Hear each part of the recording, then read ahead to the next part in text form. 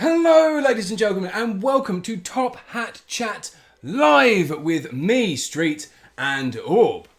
Today on the channel, we are going to be discussing our favourite Tycoon games, discussing which ones are the best, which ones are the worst, and also which ones you should start with if you have never played Tycoon games before. So I think this is going to be an interesting one because I have some experience with Tycoon games, but haven't done for quite a while. Whereas I know that it's something that you play religiously and have done for a considerable amount of years. So I have a lot of experience with Tycoon games and sort of business sim games. They're something I've always really enjoyed playing. They were like some of the first early games that I played on PC, and I always do prefer them on PC. I very rarely will play them on console. But yeah, I'm massively into them.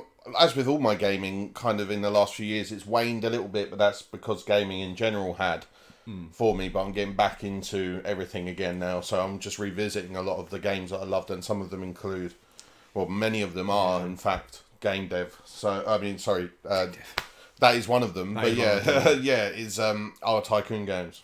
Yeah, I mean, the thing with Tycoon games, and the reason that I got into them so early on, I mean, a lot of them were on PC. There was quite a lot on PC. And my PC, when I was younger, it wasn't the most up-to-date PC in the world. Mm-hmm. Therefore, a lot of the games that I could play, or I wanted to play, I couldn't. Mm-hmm. So it was quite nice to be able to play Tycoon games because they weren't particularly hardware-intensive. No, they weren't, and that was one of the beauty. So you could play them on. So I could play them on my terrible PC and still get the same enjoyment out of them that everybody else was getting because it wasn't stuttering and playing like shit. It was more just the processing power for some of the titles was a little more demanding than some games, but on the whole, you were fairly safe even if you had a fairly low-end PC. Yeah. Which is a gorgeous thing. Yeah. So let's start talking about some of our favourites. I actually have a story about one of them, and I think I might start with that because I like stories. And I've told this on our stream before over on twitch.tv/tophatchat. I think maybe last week or the week before, possibly. But I'm going to tell it again because this is YouTube and more people will see it, or different people will see it. So SimCity was a big game when I was growing up. Mm-hmm. And I got a lot of enjoyment out of it later on, not when I was a kid. I mean, I'm still a kid, but not that young. So I used to hang around with some friends of mine that would, at times, enjoy partaking in the devil's lettuce. Mm-hmm. And during this time, I would pop round there. They were probably around 16, 17-ish. Classic Devil's Lettuce age. Yeah, I was a bit younger, probably about 14. Classic Devil's Lettuce age. Yeah, most ages are, according to you. I've just found out. But yeah, so I used to go around there quite a lot. And there was one guy, and we used to sit in the same room and watch this one guy, Matt his name was, play SimCity on the Super Nintendo for like 3 days solid. Yeah, that sounds about right. It's entirely possible. And that game was considerably more enjoyable when you weren't completely in your own head. Very true. No, they allowed you to sort of, I was going to say mong out, but I wanted to think of a nicer phrase of putting it, but there's not many, really. So yeah, they just allow you to sort of mong out and sort of zone into the game, and you don't really take notice of anything else. Yeah, which is great. And then you can then take great enjoyment of saving your game, destroying your towns, and then reloading it all and starting again. Which is quite nice. Yeah. Very true. So SimCity is definitely one of my favourites, and it's really accessible as well, because although it is on a console, it plays really well. Like, really well. Oh, yeah, absolutely. It's the SNES one is still massively playable. Yeah. My relationship with SimCity started with the SNES version. Yeah. And then I obviously moved on to 2000, 3000 and SimCity 4. I never played the latest one, which had that awful release. I never got round to playing that. It was terrible. It was after things like another one that we'll talk about, City Skylines, ended up coming out. Oh yeah, we're going to talk about that very soon. And kind of took the SimCity mantle from it. along with a whole load of other ones that we'll mention as well. But it's just one of my absolute favourite series. In fact, SimCity 4 is one of the most tremendous games of its era for that sort of thing. SimCity 2000 is still infinitely playable to this day. Constantly being modded and updated. It's tremendous. I absolutely love it. I think I'll just quickly talk about, because I forgot to write it down, but it's a good one because it kind of links into this. I wanted to bring from Tropico. Tropico, yeah. I haven't got a lot of experience with Tropico, so this is going to be more on you. I'll ask questions. So Tropico, I'll talk about the series as a whole, really, because my time in Tropico is split across 2 or 3 of the entries. Not the latest one, unfortunately, although that is something I'm looking to rectify. And basically, you play a dictator with his own island, and you build the island community up. So, you build the towns and all that on your island. But it's all obviously got stuff to do, like you're trying to suppress like labour rights, but you need the working man. You can be communist, you could be like a fascisty kind of leader, you could be really militaristic, you could be really a laid back left wing kind of open socialist government. But it's all based on this dictatorial role on an island, and it's all set in tropics, and hence the name Tropico, obviously. Makes sense. But yeah, it's all about, you could become a banana republic, which I always thought was an amazing sort of addition into a game. It's better to be a banana republic than a banana hammock. Very true, very true. But I just thought stuff like that was such a lovely little option to have. Yeah. I sunk loads of hours into that, and it's just got so much charm. It's really worth playing. I would always go for it. And I realise it kind of plays into the fact that Top Hat Gaming Man thinks I'm a communist. Yeah. That has been pointed out in chat by our mod Line Secret. And the restart point says, sounds like a Top Hat Game Man YouTube channel sim. Yes, pretty much. Yeah, it is essentially. Yeah. Tropico is another great place to start if you're wanting to play games. Or play these types of games and you haven't done so previously. One that I'd like to talk about is a relatively new entry, and it's Jurassic World Evolution. See, I really, really wanted a Jurassic Park game as a kid, where you could make your own Jurassic Park. They had it. You just never played it. This is the problem. It's excellent. What was it called? Operation Genesis on the PC. I never played that. It was a park builder. It was sick. It's the game everyone wanted Jurassic World Evolution to be like a number 2 of. To take that mantle forward, but Genesis was better. Yeah. See, this is the thing. Like, I saw this and I was like, I really need to give that a go. But the problem with Jurassic World Evolution is the fact that it has absolutely zero depth if you're used to playing these games. It's just not depthy enough. You can't do enough. You can't build everything exactly to your liking, and I don't like it. I like, as Zeno Whalen points out, totalitarianism. Totalitarianism? Yeah. What about it? I don't know, it's a really long word and I wanted to see if I could say it on stream.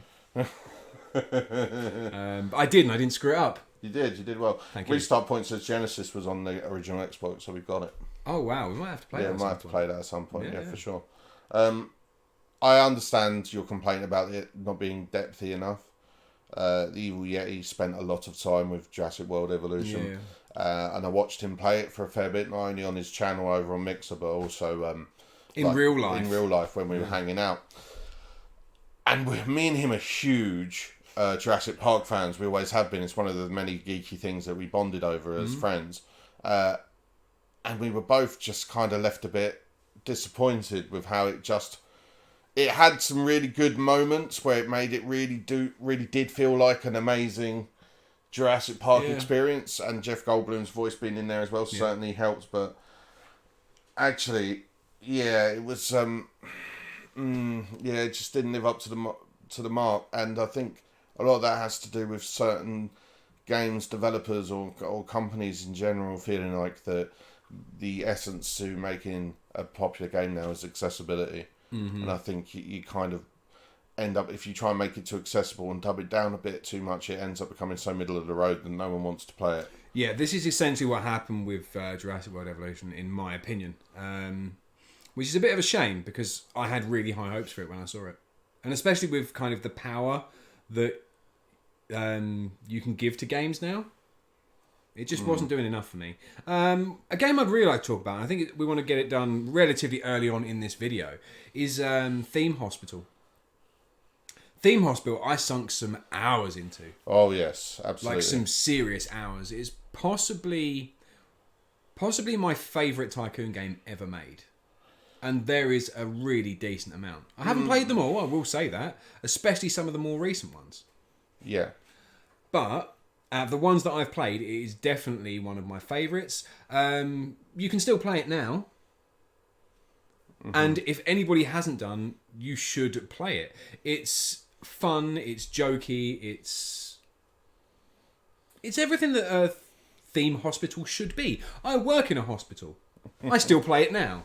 In fact, I might try and use my theme hospital expertise to try and land myself a Band 8 job. Yeah. Yeah, management. put it down on the CV, I Do some reckon. management. Oh, yeah. Yeah, there was a...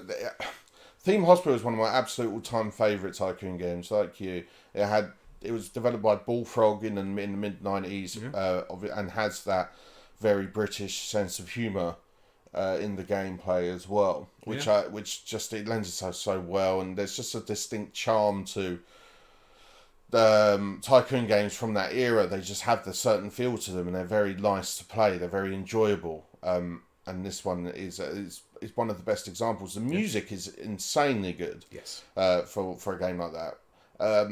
As well as just like all the amazingly funny diseases as well that you can get. You know, there's the ones the that point out Elvis envy. Yeah. There's Bloated Head. There was the Squits. I think was actually its own. The Squits was actually its own disease. I think in that one. Yeah. But there was loads of things that you needed to get, and you could train up your doctors and all your staff. And yeah, I loved it. Absolutely loved it. Yeah, really, really good game. And then, of course, you have a release recently, and it's currently on Xbox Game Pass. So if anybody has that and hasn't played it yet, it's definitely worth picking up. 2 Point Hospital. Yeah, it's the spiritual successor. It does lack some of the charm. Yes, it does. I agree. That Theme Hospital had. Absolutely. And it's not as... I don't know. It's kind of hard. It's very challenging. I will say that. It's very challenging. And maybe I just haven't given it the full time I should have. But to master it will take a long, long, long time. Yes. But it is a good little spiritual successor to Theme Hospital. So yeah, I'd absolutely suggest people go out and play that. Yeah. See, I've played it recently. And so, again, some of the diseases are really funny. And really made me smile. Someone brought up Slack Tongue Clinic.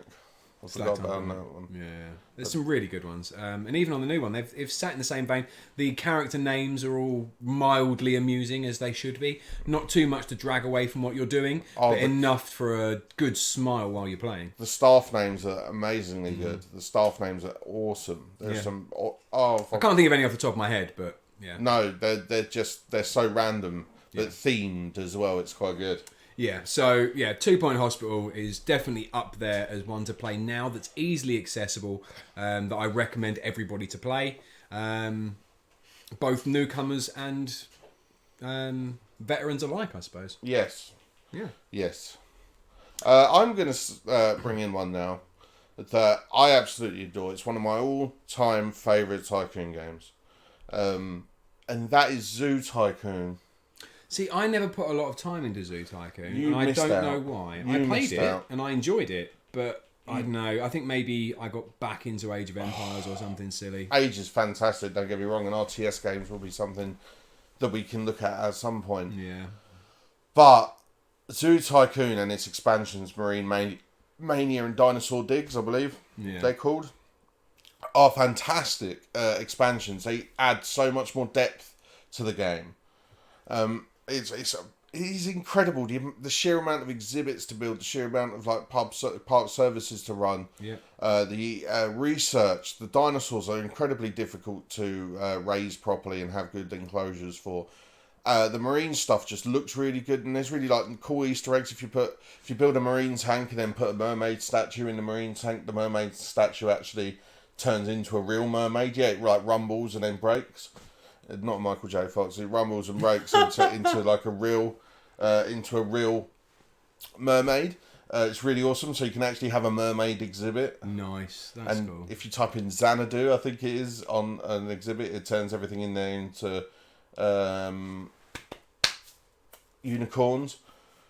And you can get Yetis and Bigfoots as well. And you can just have the most amazingly crazy park. It's super fun. It's very much based on the Roller Coaster Tycoon engine, which is another absolute banger of a Tycoon game. They're very much in the same sort of family. But for what it's worth, my 2 cents, I'd say Zoo Tycoon is right up there as arguably the best of all time when it comes to Tycoon games. Yeah, there's a couple of comments I want to read out because Top Hat Gaming Man has popped by in the chat. Right. That's what everybody else said. And he said, "Oh, 2 Point Hospital. That's very topical. It is indeed." And one of the comments from the restart point was, "Wuhan played COVID-19 Tycoon recently. Built a hospital in 3 days." That's pretty good. It's good going, really. That's pretty good going, actually. Yeah. Lion Secret brings up a funny quote that they used to describe to some of the doctors as in Theme Hospital. Go. And it is, "This is a bad doctor. He is deaf is deaf as a post and smells faintly of cabbage."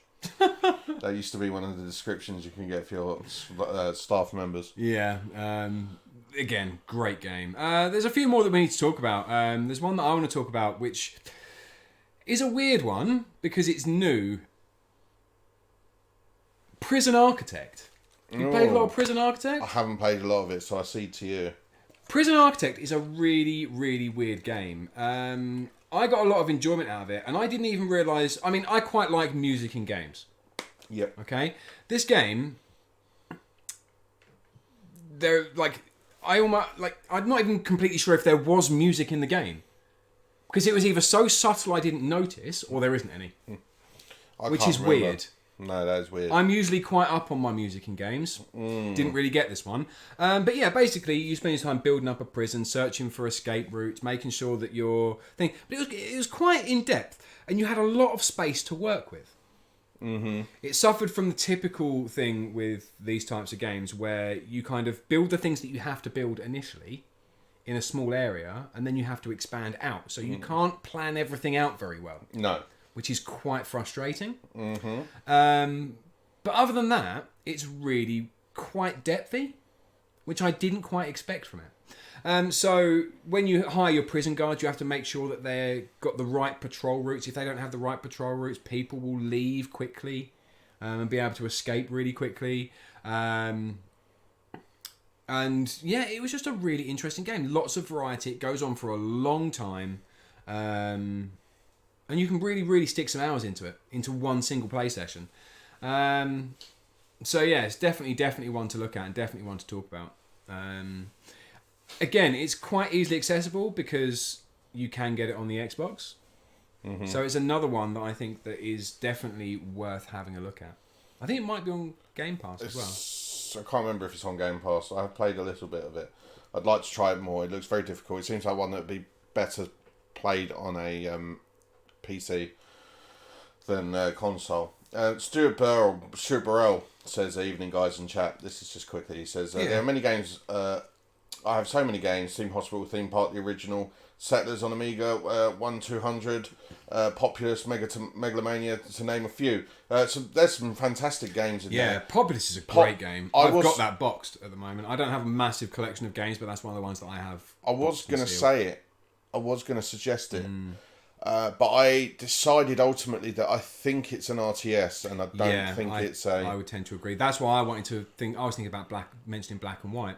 Yeah. Which I kind of want to go the RTS route as well. Mm-hmm. I might be wrong about that, but I don't know. Maybe if we get enough people saying, well, Black and White is one, then we'll do another one. Because I don't even know where it's technically class Civilization either. Yeah. It's not really an RTS. That's more of a strategy sim. Yeah. Or something along like Grand Strategy, maybe. It's a cool game, though. Mate, Civilization series is phenomenal. It's out of this world. It's one of my favourite series of all time. Yeah, but we're going to try and stick to the ones that we definitely want to talk about. So, well, I've got a couple of city ones. I've got one city one I want to bring up, one and two serious ones. I'm going to bring up my city one. Go. There was a game called Lemonade Inc. Lemonade Inc. was on the Xbox Live indie games Okay. that you used to buy with Microsoft points. Yeah, I remember By those. home developers. And me and my friends used to hang out all the time, and I'd we converted one of our friends' garages into our, for want of a better word, clubhouse. There'd be about, on any given night, at least 7-8 of us there. And we used to have an Xbox 360 set up in there with internet, and we'd always used to trawl the indie games and find some cool little game to play that cost us like 50 points or nothing. And one day we downloaded a game called Lemonade Inc. Okay. And I think it was a version that someone had made of a pre-existing like browser game. Lines you just mentioned, Lemonade Stand. It was a free browser game. Ah, there you go. So yeah, this might be the same. This might be the same sort of. This might be the same game, but they've just released it on console. It might be someone else has sort of taken the idea and passed it off as their own. Lemonade Inc. was simple as all hell. Okay. It literally was a lemonade stand. You set prices for your drinks. You bought cups in on a certain amount of prices. You bought lemons at price, and you bought sugar and water. Okay. And you had to get the ratios right depending on what the weather was going to be. And the weather wasn't always 100% correct, so you always had to keep an eye on the weather, plan out for hot days, buy lots of cups when they were cheap. But you can't buy lemons too far in advance because obviously you won't use them, so you have to buy more anyway. So it's all about working out. Sometimes lemons will be really expensive, so you need to like balance it out. Make your lemons go by further by having more water and sugar than lemon juice and things like. It was just surprisingly deep for a game like that was clearly made probably within a couple of days by someone, and we just randomly found it. We got hours of entertainment out. I do have a question. Hours. I have a question about this game. Can you choose your own character? No, you can choose the name of your company. Okay, so if your character was brown, would white people turn up and phone the police on you? No. Are you sure? Yeah, it wasn't that realistic of a sim. Okay. Yeah, it was more meant to be fun rather than realism. Yes, Okay. I think that's what they were going for. I just want to make 100% sure that's definitely what they were going for, because like that sense of realism would possibly put me off. I don't think I'd want to play as that character. No. The unfairness, it just wouldn't sit right for me. But do you know what? For such a small little limited game, we put in so many hours. So many hours on that game. We totally got our money's worth. It was fantastic, and it was a cool little Tycoon sim game. Maybe they could have added a brown hard mode. You still going for this? Yeah. Roll back. I'm done now. Okay, what's the next game that you wish to talk about after Lemonade Inc? I want to bring up a PC game that come out probably a couple of years ago, probably about 3-4 years ago, on Steam and such forth, and that is Game Dev Tycoon. Yeah, I've heard you speak about this before, and it's not one that I have any real interest in. What? Or actually know anything about, so go.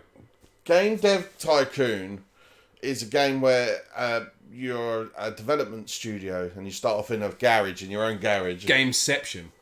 You start off in your own garage and you're making games for other consoles, but you can also develop consoles as you go along. But the whole history of like gaming happens whilst you're this dev.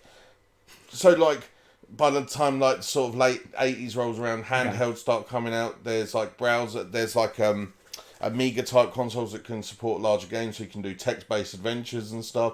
There's the early home consoles as well, like the original NES, but they all got silly names. Disc-based consoles start coming out, move to 3D, deeper stories, like it actually follows more or less the real-life path of the gaming history. So you develop games like suitably according for the time period that you're in. Right, you're selling it to me, carry on. And you can make games, like you can develop games that are of anything. Sports sims, platformers, tycoon games, RPGs, JRPGs, text-based adventures, all these types of games. You can choose the genre, you research and you get more genres and stuff like that. You can choose what type of graphics it uses, what type of soundboard it will use. All these crazy, really awesome little details.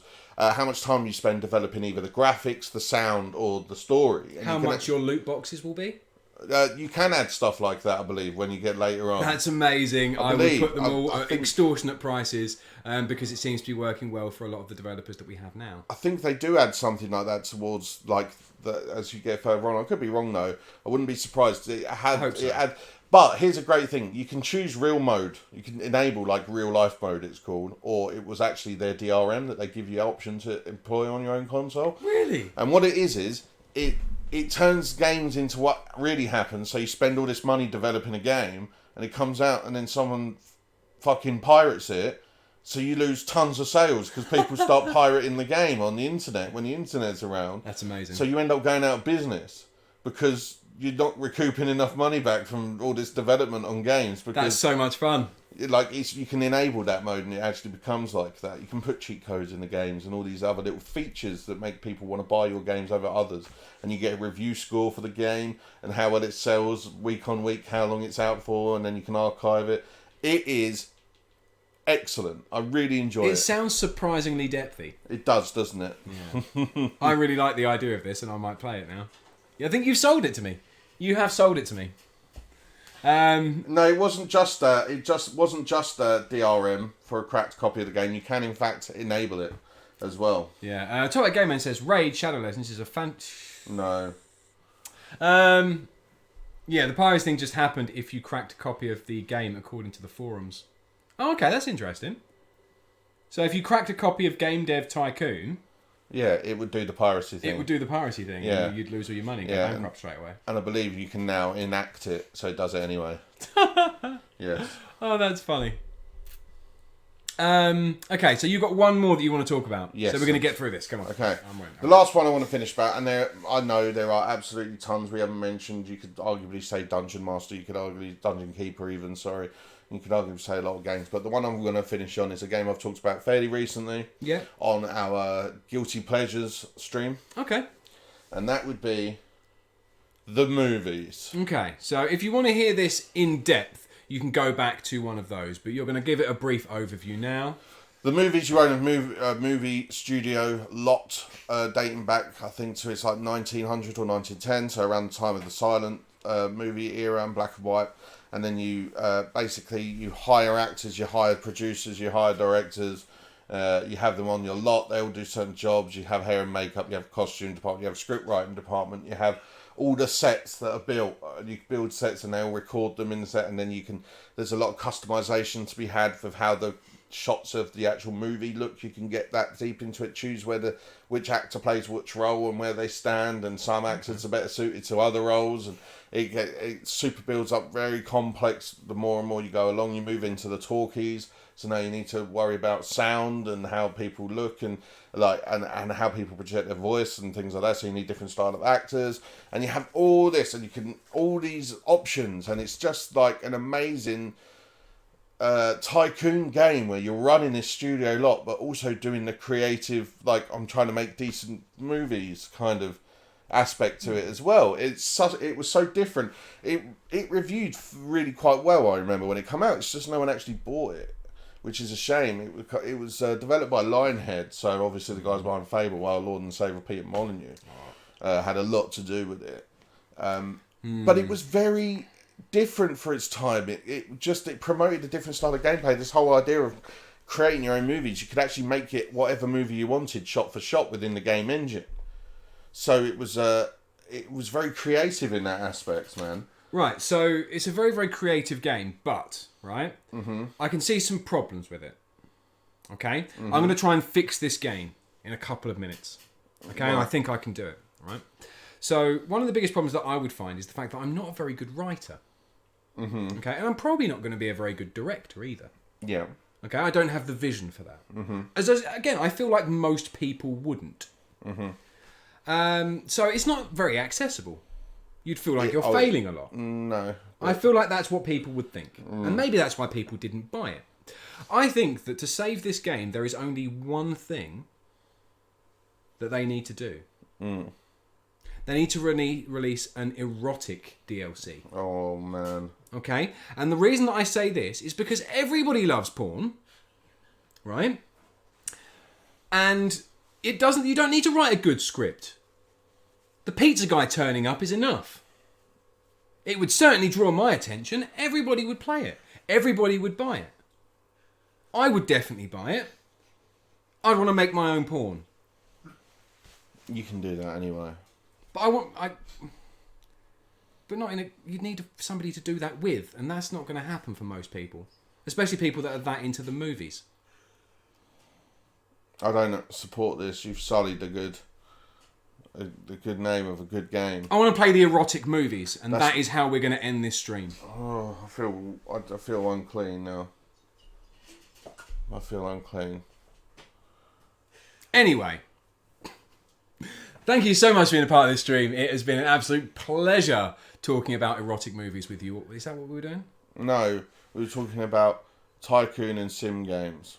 It's been a pleasure talking about Tycoon and porn games with you all. I really, really hope you have enjoyed this stream. I'd like to say thank you to our patrons, because we do have a Patreon that you can go and visit. Seabass, The Grey, Andy Aldrich, Vladis, Mark Bell, Tom Elliott and Vantonis. Thank you to all of you for contributing to our streams. We really, really appreciate it. You can also find us at all the usual places. We're over on Twitter. Our Twitter handle is currently at the bottom of the screen. About there. And you can find us over on Instagram. Both are individual pages with the same tags as below, as well as just search for Top Hat Chat. It's not that hard to find. But right now we are going straight over to twitch.tv/Top Hat Chat, where we are going to be playing nothing. But we have a guest. We do. We have a guest on who's going to be playing Crash Bandicoot 3 Warped in its entirety. And I think that's going to be fun. Yeah, we've got fresh off the plane from Australia, Tom Hanks. Yeah, no, we tried to get him, but because of his infectious diseases, we've got a better replacement. Oh, good. Yeah. He also has a Woody. He does. I have heard that. Yeah. And he does like hanging out on beaches with volleyballs. Yeah. Yeah. Oh, yeah. So yeah, come and join us. Yeah. Yeah. Thank you so much for being a part of the stream. It has been a pleasure, and yeah, we'll see you guys next time. Ta-ra. It's better than the usual ending. Bye-bye, everybody. Bye-bye. You ruined it.